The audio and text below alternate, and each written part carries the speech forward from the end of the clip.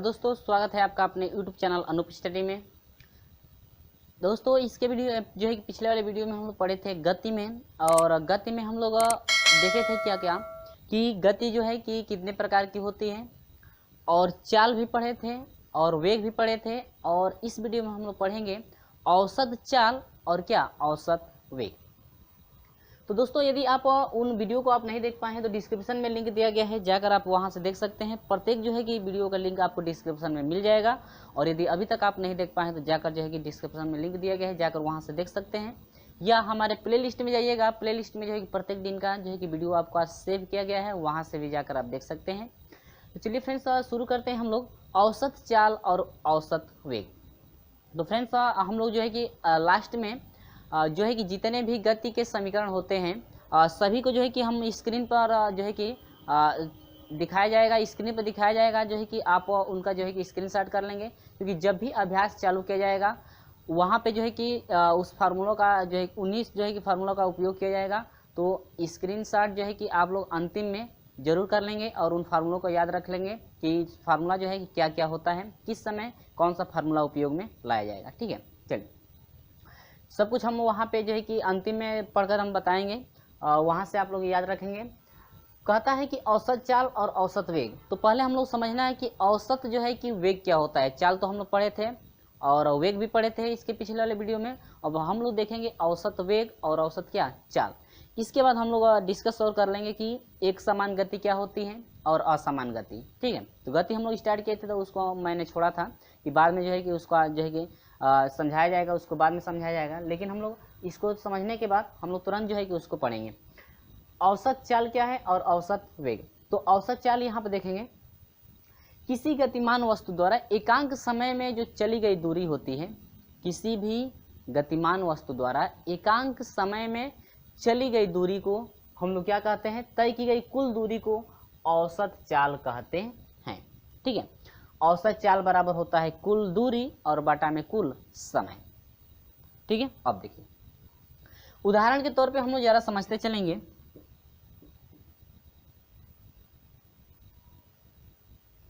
ठीक है, अब देखिए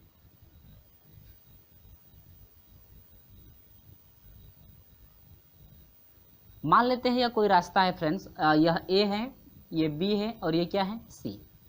तो ए से बी की दूरी जैसे मान लीजिए हम लोग का सपोर्ट दैट लेकर चल रही है, नहीं समझना कि ऐसे इतना कितना हो सकता है। ठीक है, तो ए से बी की दूरी यदि 5 किलोमीटर की है और बी से सी की दूरी यदि 2 किलोमीटर की है, और ए से जो है कि सी की दूरी यदि मान लेते हैं हम लोग कितना मान सकते हैं, 4 किलोमीटर मान सकते हैं। ठीक है, यहाँ पर। ठीक है फ्रेंड्स, अब देखिए तो ए से बी मान सकते हैं यह शहर है कोई, ए शहर से चले हैं बी शहर पे, बी शहर से सी शहर पे, सी शहर से कहाँ ए शहर पे। तो हम लोग विस्थापन में पढ़े थे ना कि विस्थापन तो शून्य आपका हो सकता है लेकिन दूरी कभी भी शून्य नहीं होती है। ठीक है, चलिए तो यहाँ से ये बताइए, ए से यदि बी तक हम लोग चलते हैं 5 किलोमीटर यदि चलते हैं तो क्या चलने में समय लगेगा कि नहीं लगेगा? चलने में तो समय लगेगा। जिससे मान लीजिए ये मीटर में ले लीजिए, ठीक है, या किलोमीटर में ही ले लीजिए, कोई बात नहीं। किलोमीटर में लेंगे तो आपका जो मात्रक लगेगा किलोमीटर प्रति घंटा होगा। ठीक है, यदि मीटर में लेते हैं तो मीटर प्रति सेकेंड हो जाएगा। मात्रक को आप लोग याद रखेंगे, ठीक ना, कि किस में है और किस में हम ले चल। जैसे एक से ए से चला है 20 शहर पे, तो मान लेते हैं कि 5 किलोमीटर की दूरी तय किया है तो 1 घंटे का समय लिया है। कितने घंटे का? 1 घंटे का समय लिया है।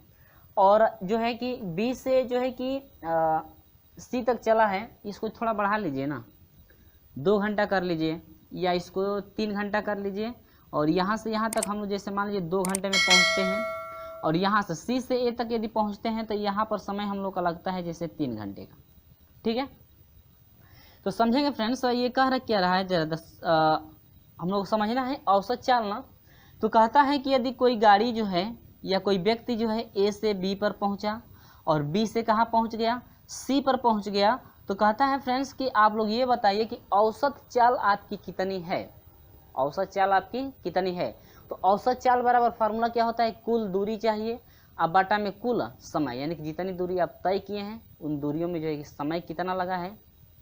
ठीक है, अब देखिए तो औसत चाल निकालने के लिए हम लोग क्या करेंगे, औसत चाल बराबर होता है क्या, यहाँ पर हम लोग लिख लेंगे, ठीक है। औसत चाल बराबर होता है कुल दूरी। तो कुल दूरी कहाँ से कहाँ तक, ए से बी और बी से कहाँ, सी।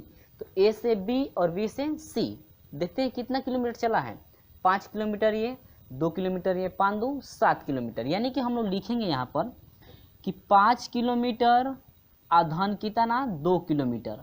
आप बाटा में आएंगे समय, कुल समय, तो समय कितना लिया है यहाँ से यहाँ तक आने में, 3 आ 2 5, यानी कि 3 आधन कितना दोस्तों 5, बराबर हो जाएगा 5 2 7 हो जाएगा। अब बाटा में 3 आ 2 कितना हो जाएगा 5, यानी कि 5 बाटा में कितना 7। अब मात्रा क्या लगेगा जरा समझिए, हाई 7 है ना, तो यह किलोमीटर हुआ।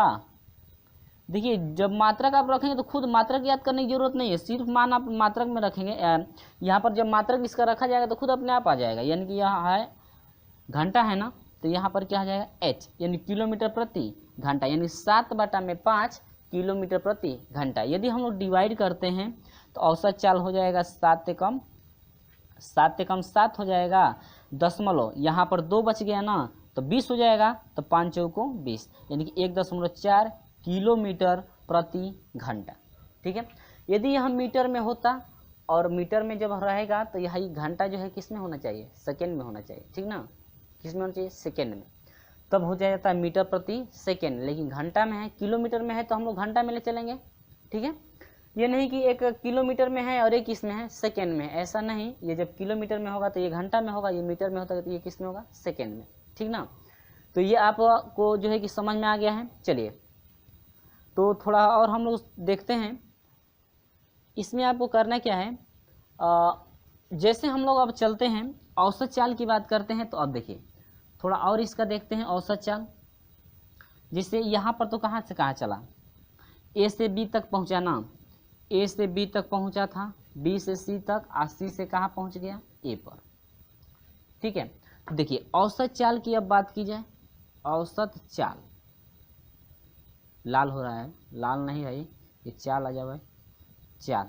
ठीक है, तो औसत चाल की बात करेंगे तो कुल दूरी कितना है, ए से बी, बी से सी, सी से ए, तो 5 किलोमीटर ये हुआ, आधन 2 किलोमीटर ये हुआ, हाई 4 किलोमीटर हुआ। अब बाटा में कुल समय देखिएगा, 5 किलोमीटर चलने में 3 घंटा लिया है, 2 किलोमीटर चलने में 2 घंटा लिया है, और 4 किलोमीटर चलने में यहाँ पर कितना घंटा लेगा भाई, 3 घंटा कर दीजिए, 3 घंटा लिया गया था ना, 3 घंटा। तो हम लोग का कुल कितना हो जाएगा जरा समझेंगे, तो हम लोग का कुल हो जाएगा 5 2 7 और 7 4 कितना हो जाएगा, 11 होगा का, बाटा में 3 2 5 और 5 3 कितना हो जाएगा 8। यहाँ पर लगेगा किलोमीटर और प्रति क्या घंटा, डिवाइड करके भी हम लोग पॉइंट में भी ले सकते हैं। तो ये रहा आपका क्या, औसत चाल। ठीक है, अब देखिएगा औसत चाल यदि देता है और समय भी देता है तो हम लोग दूरी फाइंड करने के लिए क्या करेंगे, देखिएगा यदि कुल दूरी निकालना है तो हम लोग सिर्फ मल्टीप्लाई कुल दूरी बराबर फार्मूला बनेगा औसत चाल और गुणे क्या, कुल समय। अब यदि कुल समय निकालना हो, औसत चाल दिया हो, कुल दूरी दिया हो, तो कुल समय निकालना है तो बस इसका चेंजिंग कुल दूरी बटा में औसत क्या, चाल। ठीक है, समझ गए होंगे उम्मीद होगी। चलिए अब हम लोग बढ़ते हैं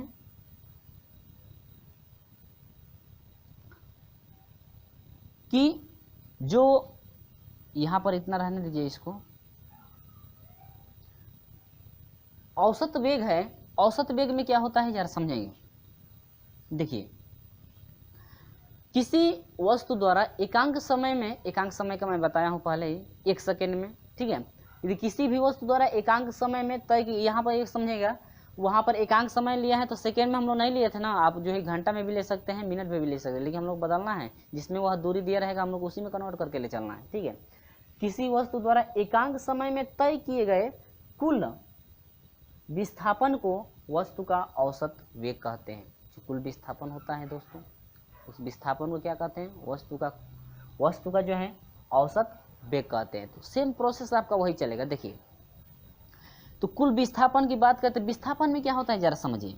जैसे ए से बी तक चला, ए से बी तक, यहाँ पर समझ लीजिए ए से बी तक चले, बी से सी तक चले। ठीक है, और यदि विस्थापन की बात की जाए दोस्तों, तो प्रारंभिक स्थिति और क्या लेते हैं, अंतिम स्थिति, यानी कि ए से सीधा के यहाँ तक सी की दूरी लेते हैं, ए से कहाँ तक, सी की दूरी लेते हैं, तो वही क्या कहलाता है, आपका विस्थापन कहलाता है। तो हम लोग ए से चले, चलते चलते चलते चलते कहाँ पर रुक गए, सी पर रुक गए। तो ए से चले हैं, कहाँ पर रुके हैं, सी पर रुके हैं। तो ए से जहाँ से चले हैं, जहाँ पर रुके हैं, वहाँ से जो है सीधी दूरी उनका लेंगे। तो यह अंतिम स्थिति, प्रारंभिक स्थिति, यह प्रारंभिक स्थिति, यह अंतिम है। तो इसके बीच की दूरी कितनी है, 4 किलोमीटर। तो विस्थापन कितना, 4 किलोमीटर।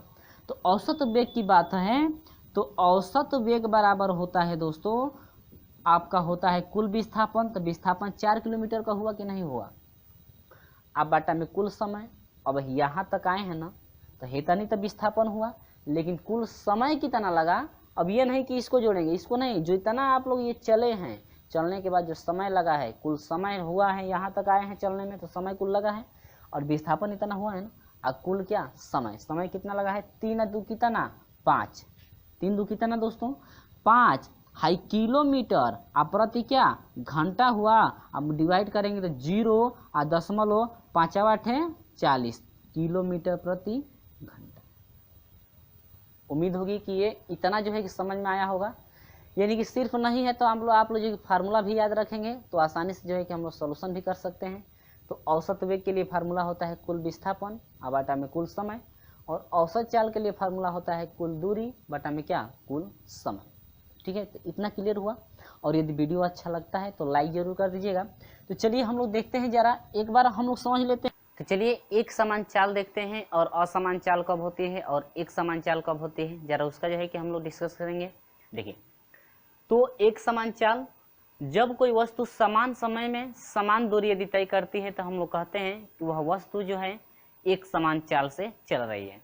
वस्तु जो है किस समान चाल से, यानी एक समान चाल से। जैसे देखिएगा, जैसे मान लीजिए यह कोई रास्ता है, ठीक है, यह ए है किलोमीटर पत्थर, यह बी है, यह सी है, और ये क्या है डी।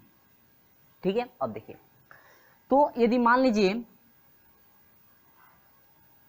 ए से बी तक जाने में यदि 5 किलोमीटर चलती है, और समय यदि 5 मीटर चलती है, मीटर में ले लीजिए 5 मीटर चलती है, और समय 10 सेकेंड का लेती है, कितने का 10 सेकेंड का। ठीक है, बी से सी तक चली है 5 मीटर चली है, आज समय फिर 10 सेकेंड ली है, और फिर जो है कि सी से यदि जो है कि डी तक चली है 5 मीटर चली है, और फिर जो है कि समय कितना ली है 10 सेकेंड।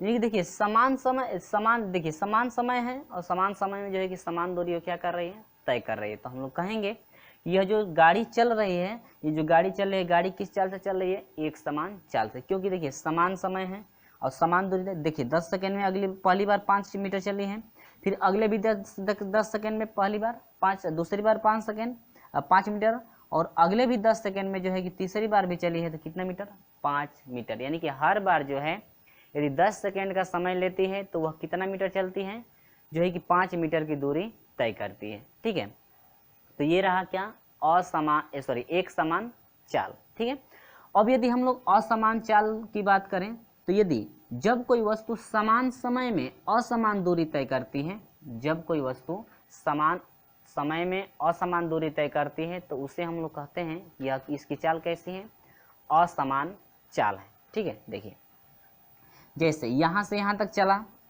20 सेकेंड का समय लिया, और यहाँ से यहाँ तक 20 सेकेंड का समय लिया, तो 20 सेकेंड में जैसे मान लीजिए आपका 10 मीटर चल दिया। ठीक है, फिर अगले जो है कि 20 सेकेंड का समय लिया, लेकिन हम लोग 20 मीटर चल दिया। देखिए 20 सेकेंड का यहाँ पर भी समय लिया, लेकिन 20 जो है कि मीटर चल दिया, और फिर अगली बार भी जो है कि 20 सेकेंड का समय लेता है, लेकिन इस बार जो है कि 15 मीटर की दूरी तय करती है। ठीक है, ये कोई भी व्यक्ति है यदि समान समय तो हमेशा ले रहा है कि भाई हमको हमेशा जो है कि 20 सेकेंड का समय चाहिए, पहली बार चलता है तो भी 20 सेकेंड चाहिए, दूसरी बार चलता है तो भी 20 सेकेंड चाहिए, यदि तीसरी बार चलता है तो भी कितना चाहिए 20 सेकेंड चाहिए। लेकिन ये कह रहा है कि ये हम लोग को देखने के लिए मिल रहा है कि जब पहली बार चला है तो 20 सेकेंड समय लिया है, लेकिन 20 सेकेंड में कितना मीटर चला है 10 मीटर चला है। ठीक है, अब देखिए फिर वहां से जब चला है तो 20 सेकेंड चला है, लेकिन वहां से जब चला है तो कितना मीटर चल दिया है 20 मीटर चल दिया ना। इसका मतलब यह हुआ कि जो इसकी रफ्तार थी 10 सेकेंड तो चला है, लेकिन उसकी रफ्तार क्या हुई है बढ़ गई है। अब बढ़ गई है तो कितना मीटर चला है 20 मीटर चला है। ठीक है, अब देखिए फिर तीसरी बार जब चला है तो 20 सेकेंड का फिर समय लिया है, लेकिन तीसरी बार जब चला है तो कितना मीटर चला है, 15 मीटर। यानी कि जो तीसरी बार जब चला है तो 20 मीटर चला है ना दूसरी बार में, लेकिन तीसरी बार जब 15 मीटर चला है। इसका मतलब ये है कि जब तीसरी बार चला है तो कुछ चाल उसकी क्या हो गई है, कम हो गई है। तो इससे हम लोग कहते हैं क्या, यानी कि समान समय तो ले रहा है लेकिन समान समय में क्या हो रही है, दूरी असमान दूरी तय हो रही है। तो उस समय हम लोग कहेंगे इसकी चाल कैसी है, असमान चाल, कभी तेज कभी धीमी, कभी तेज कभी धीमी। ठीक है, अब मात्रक तो ही रहेगा, मीटर प्रति सेकेंड वाला ही मात्रक रहेगा। चलिए, तो इतना क्लियर हुआ। अब हम लोग देखते हैं जरा, जो है कि हम लोग देखेंगे अब त्वरण। क्या देखेंगे, त्वरण। जरा त्वरण हम लोग समझते हैं कि त्वरण क्या है। ठीक है, अब देखिए त्वरण हम लोग समझ लेते हैं। तो समझेंगे त्वरण क्या है, किसी भी वस्तु में वेग में परिवर्तन की समय दर को क्या कहते हैं, त्वरण। देखिए, किसी भी वस्तु का यदि वेग परिवर्तन किया जाता है तो उसमें जो आपका समय लगता है, ठीक है, वेग परिवर्तन के समय दर को ही क्या कहते हैं, त्वरण कहते हैं। ठीक है, देखिए कहता है कि किसी वस्तु में किसी वस्तु के वेग में परिवर्तन की समय दर को त्वरण कहते हैं। त्वरण को किससे प्रदर्शित करते हैं, ए से।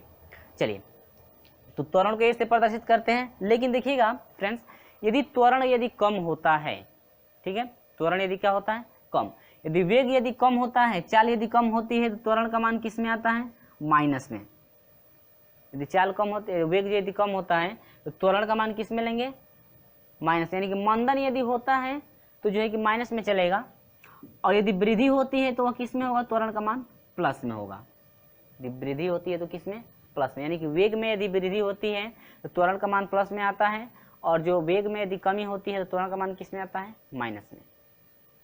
ठीक है, याद रखेंगे आप लोग। अब देखिए यहाँ पर देखिए कह रहा है, यदि t1 समय पर वेग v1 था, पहली बार यदि समय लिया है 2 सेकेंड पर, यदि उसकी चाल जो है 25, देखिए यह कोई व्यक्ति चल रहा है, ठीक है, यहाँ पर t1 था, यानी कि यहाँ पर जब 2 सेकेंड का समय ले रहा था तो इस समय यहाँ पर 2 सेकेंड का जब समय लिया तो इस समय इसकी चाल जो है 5 मीटर की है, मीटर प्रति सेकेंड। जब 2 सेकेंड यानी कि t1 था जब समय, t1 समय यानी कि 2 सेकेंड का जब समय था तो उस समय उसकी चाल 5 मीटर प्रति सेकेंड थी। ठीक है, लेकिन ये कह रहा है कि फ्रेंड्स यदि उसकी चाल t2 का मतलब यह हुआ कि यदि चाल नहीं है, t2 समय है ना, यदि उसका समय, यदि समय 10 सेकेंड पर देखा जाता है, कितने सेकेंड पर, यदि समय जब 10 सेकेंड हो जाता है तो 10 सेकेंड पर उसकी चाल जो हो जाती है, चाल जो हो जाती है 20 मीटर प्रति सेकेंड की हो जाती है।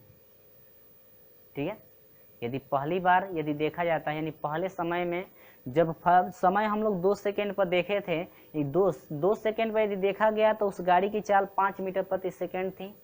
और अगली बार हम लोग दूसरी बार जब देखें, जो है कि 10 सेकेंड बाद जब देखा गया, तो 10 सेकेंड बाद जब देखा गया तो उस गाड़ी की जो चाल है 20 मीटर प्रति सेकेंड हो गई। ये पूछ रहा है कि भाई त्वरण बताइए कि त्वरण आपका कितना है, तो वेग परिवर्तन के समय दर को क्या कहते हैं, त्वरण।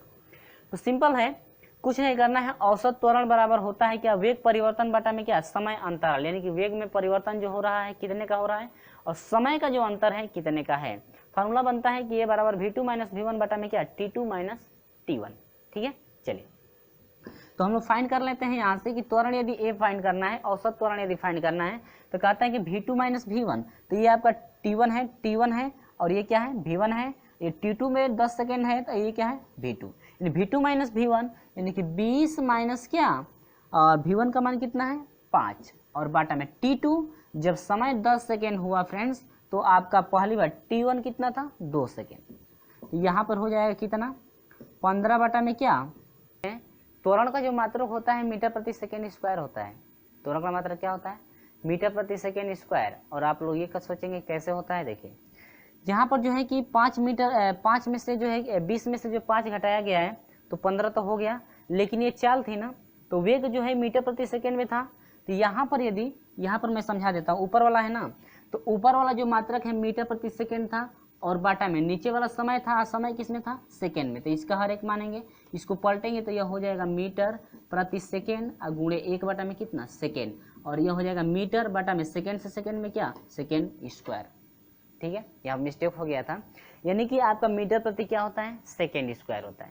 यहाँ पर मात्रक फाइंड हो गया ना, आप यहाँ पर जब मात्रक रखेंगे सोल्यूशन करेंगे तो अपने आप जो है कि मात्रक आ जाएगा। तो ये आपका मात्रक यानी कि औसत त्वरण का जो मात्रक होता है मीटर प्रति सेकेंड स्क्वायर होता है, या हम लोग इसको भी लिख सकते हैं, देखिए मीटर प्रति सेकेंड स्क्वायर है, यहाँ पर दिख रहा होगा कि नहीं, मीटर यहाँ पर जो है कि इसको मैं हटा देता हूँ, ठीक है, इसको याद रखेंगे आप लोग कैसे सोल्यूशन किया गया है कि जो मीटर प्रति सेकेंड स्क्वायर होता है, मीटर प्रति सेकेंड स्क्वायर, ये जो है कि त्वरण का मात्रक होता है, या इसको हम लोग लिख सकते हैं मीटर इंटू, ये हर में है तो अंश में ले जाएंगे तो यहाँ पर घात प्लस में है, और अंश में जाएगा तो मात्रा, यानी कि सेकेंड का घात क्या -2, यानी कि मीटर इंटू सेकेंड का घात -2, ठीक है, ये आपका क्या है, मात्रक है, ठीक है, क्योंकि वेग का मात्रक मीटर प्रति सेकेंड होता है और समय का जो मात्रक होता है सेकेंड होता है, और यह हो जाता है आपका क्या, मीटर प्रति सेकेंड होता है, और बटा में सेकेंड है, सेकेंड से सेकेंड में क्या होगा, सेकेंड स्क्वायर होगा ही, यानी कि मीटर प्रति सेकेंड क्या, स्क्वायर, यह रहा आपका त्वरण, ठीक है। चलिए फ्रेंड देखते हैं अब गति के कुछ जो है समीकरण देख लेते हैं, और आप लोग ये याद रखेंगे यदि वेग में परिवर्तन जब हो रहा है तो आपका यदि वेग कम हो रहा है तो वहाँ पर जो है कि माइनस में जाएगा, ठीक है, आप लोग याद रखेंगे, यानी कि सोल्यूशन जब करेंगे तो आपका खुद ही मान जो है कि माइनस में आएगा। इसका मतलब जब माइनस में आता है तो कहा जाता है कि त्वरण में जो है कि कमी हो रही है, और यदि प्लस में आता है तो त्वरण में क्या हो रही है, वृद्धि हो रही है, ठीक है। तो इतना क्लियर हुआ। तो चलिए बढ़ते हैं हम लोग को जो है गति के समीकरण पे चलते हैं, जो कि आपको स्क्रीनशॉट करना है, और स्क्रीन पर आपका जो है कि शो कराया जाएगा, यहाँ पर स्क्रीन पर जो है कि दिखेगा, आप जो है कि स्क्रीनशॉट करेंगे, जो है कि हम सिर्फ पढ़कर उसको समझाएंगे कि आपका क्या क्या इसमें है। तो चलिए फ्रेंड्स, आपको जो है कि स्क्रीन पे दिख रहा है, स्क्रीन पे जो दिख रहा है गति के समीकरण है, ठीक है, जिसमें से इसमें दे रहा है कि यदि किसी वस्तु का प्रारंभिक वेग u, यानी प्रारंभिक वेग यानी पहली बार जो वेग होता है उसको u से प्रदर्शित करते हैं, स्मॉल u से, और एक समान त्वरण यानी कि जो एक समान त्वरण होगा वह a होता है, और t यानी कि समय जो होता है t होता है, और t सेकेंड में जितनी दूरी तय करती है उसको s से इंडिकेट करते हैं, के पश्चात वस्तु का जो वेग होता है v हो जाता है, ठीक है। आप लोग समझे, प्रारंभिक वेग दिया हो, एक समान त्वरण हो, और t समय में यदि s दूरी तय करता है, s दूरी तय करने के पश्चात यदि उसका वेग v हो जाता है तो उस समय समीकरण बनता है नंबर 1, v बराबर होता है u प्लस at, दूसरा है s बराबर ut प्लस 1/2 at स्क्वायर, जहाँ पर s समझ रहे हैं दूरी है, ठीक है, और u क्या है, प्रारंभिक वेग है, और a त्वरण है, और t क्या है, समय है, ठीक है। आप लोग सभी इसको याद रखेंगे। v स्क्वायर बराबर होता है, तो तीसरा है v स्क्वायर बराबर u स्क्वायर प्लस 2as, चौथा है आपका st, ठीक है, बराबर u प्लस 1/2 a कोष्टक में 2t माइनस 1, ठीक है। यहाँ पर दे रहा है नीचे कि एस टी बराबर टीवे सेकेंड में चली गई दूरी, ठीक है, इन टीवे सेकेंड में चली गई दूरी फाइंड करना हो तो आप लोग चौथा लगाएंगे, ठीक है, चौथा जो है फार्मूला लगाएंगे। अब इसमें आपको दे रहा है कुछ ऑप्शन दे रहा है, जो है कि आपको जो है कि महत्वपूर्ण तथ्य दिया है, देखेंगे यदि मंदन हो, पहले भी मैं बताया हूँ कि यदि मंदन होता है तो त्वरण का मान किस में आता है, ऋणात्मक में आता है, ठीक है। और यदि दूसरा का दे रहा है कि यदि पिंड एक समान वेग से गतिमान हो तो त्वरण वहाँ पे 0 होता है, क्योंकि जब एक समान वेग से गति करेगा तो उसका जो वेग में परिवर्तन नहीं होगा, ठीक है, वेग उसका एक ही समान रहेगा। हम लोग जानते हैं कि जो त्वरण होता है वेग में परिवर्तन के समय दर को ही त्वरण कहते हैं, तो जब वेग में परिवर्तन नहीं होगा तो त्वरण नहीं होगा, यानी कि उस पर त्वरण आपका कितना होगा, 0, आप इसे याद रखें। तीसरा दिया है यदि वस्तु विरामावस्था से चलना प्रारंभ करते हैं, ये आपका इंपॉर्टेंट है, इसको आप याद रखेंगे कि वस्तु कभी भी वस्तु जो है विराम अवस्था से यदि चलना प्रारंभ करती है तो उसका प्रारंभिक वेग जो होता है 0 होता है। प्रारंभिक वेग कितना होता है फ्रेंड्स, उसका प्रारंभिक वेग आपका 0 होता है। अब चलिए आगे बढ़ते हैं, कहता है कि यदि वस्तु अंत में रुकती है तो उसका अंतिम वेग 0 होता है। अब चलते चलते कोई वस्तु है यदि चलते चलते रुक जाती है तो उस समय उसका जो वेग होगा यानी कि वह अंतिम वेग होता है, और अंतिम वेग आपका कितना होगा, 0 होगा, ठीक है, इसको भी आप लोग याद रखेंगे। इसी प्रकार वस्तु के सरल रेखीय गति रेखीय त्वरण में, यानी कि अब कह रहा है इसी प्रकार जो है यदि वस्तु जो है कि सरल रेखीय गति करती है तो उस समय त्वरण में आपका क्या होगा, देखिए नीचे दे रहा है क्रमांक संख्या दिया है, परिस्थितियां दी गई हैं, और समीकरण यानी कि समीकरण का क्या समुच्चय भी दिया है। कहता है कि जब त्वरण ऋणात्मक हो, तो फ्रेंड जब त्वरण आपका ऋणात्मक होता है इसका मतलब कि वेग में जब परिवर्तन यानी वेग में कमी होती है तो त्वरण आपका ऋणात्मक होता है। तो उस समय आपका 3 समीकरण आपका क्या दिया गया है। पहला है v बराबर u प्लस AT होता है। दूसरा आपका दे रहा है, सॉरी ये मिस्टेक हो गया, जब वो त्वरण धनात्मक होगा तब ना प्लस में होता है, यदि आपका माइनस होगा तब जो है कि यदि ऋणात्मक होता है तब तो आपका त्वरण माइनस में जाने लगेगा, तो फार्मूला गलत हो जाएगा। ये धनात्मक के लिए, पहला धनात्मक के लिए है। तो कह रहा है कि जब त्वरण धनात्मक हो, अर्थात नीचे भी दिया है, तो पहला आपका दे रहा है v बराबर होता है u प्लस AT। कब ये लगेगा, जब त्वरण धनात्मक में होगा तब। और दूसरा दिया है v स्क्वायर बराबर u स्क्वायर प्लस 2as। तीसरा है s बराबर ut प्लस 1/2 AT स्क्वायर, जहाँ पर u को हम लोग प्रारंभिक वेग बोलते हैं, v को अंतिम वेग कहते हैं, और जो a होता है वह त्वरण होता है, और जो आपका t है, t आपका समय होता है। ठीक है, चलिए दूसरे स्टेप में पहुंचते हैं। जब वो त्वरण ऋणात्मक हो, तो त्वरण जब माइनस होता है तो सिर्फ कुछ नहीं करना है, जहाँ प्लस था वहाँ पे सिर्फ हम लोग को माइनस चेंज कर देना है। v बराबर होता है u स्क्वायर माइनस AT हो जाता है। ठीक है, और दूसरा है v स्क्वायर बराबर u स्क्वायर माइनस 2as। और तीसरा है आपका s बराबर ut प्लस हाफ, यानी कि 1/2 AT स्क्वायर। ठीक है, इतना क्लियर हुआ फ्रेंड्स। अब चलिए आगे नीचे दे रहा है, यानी गुरुत्व के अंतर्गत गति क्या होती है।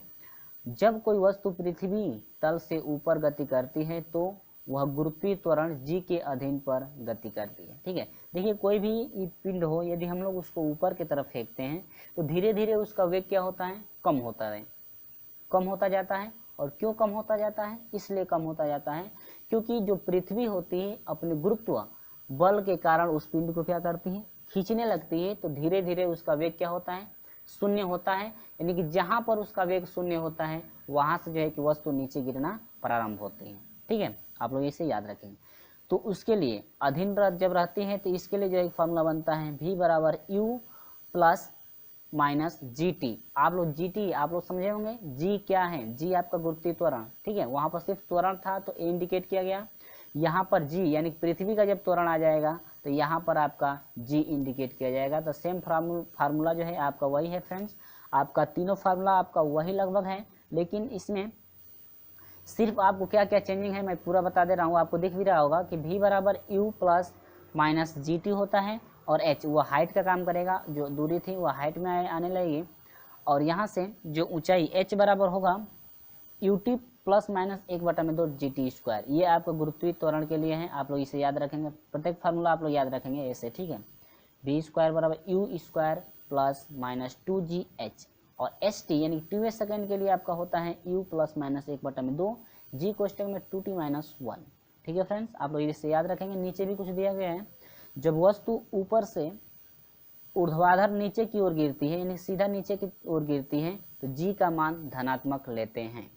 ठीक है फ्रेंड्स, अब देखिएगा, जब वस्तु को ऊपर से गिराते हैं नीचे की तरफ तो आप जो है कि देखे होंगे कि जो पिंड होता है धीरे धीरे उसकी गति क्या होती है, बढ़ने लगती है, क्योंकि पृथ्वी का जो गुरुत्वाकर्षण बल है धीरे धीरे क्या होता है, इस पिंड पर अधिक लगने लगता है, इसलिए जो जी का मान होता है हमेशा क्या लेते हैं, प्लस लेते हैं।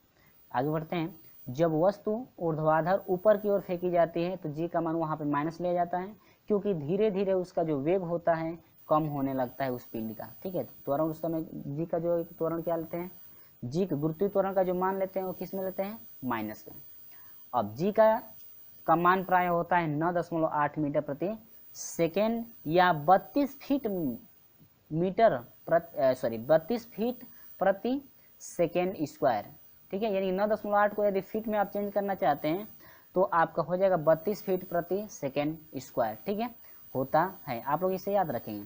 चलिए आते हैं, नीचे दिया है गुरुत्वीय त्वरण जी के साथ मुक्त रूपेण गिरती वस्तुओं के समीकरण के चिन्ह। आप लोग इसे आप याद रखेंगे, जब वेग जी के अनुदिश हो, अर्थात जी बराबर क्या, प्लस, यानी कि जो गुरुत्वीय त्वरण है जो है प्लस में यदि होता है तो आप फार्मूला ये लगाएंगे, और गुरुत्वीय त्वरण यदि विपरीत यानी कि जब माइनस होता है तो उस समय ये फार्मूला लगाएंगे। ठीक है, माइनस वाला क्लियर है, आप इसे याद रखेंगे। तो अगले दिन हम लोग लेकर चलेंगे अभ्यास, यानी कि प्रश्नमाला आप लोग का चलेगा, यानी कि प्रश्न हम लोग सोल्यूशन करेंगे। तो फ्रेंड्स इस तरह से हमारे साथ जुड़े रहेगा, और वीडियो अच्छा लगा है तो लाइक कर दीजिएगा, और अपने दोस्तों में शेयर तो जरूर कर दीजिएगा।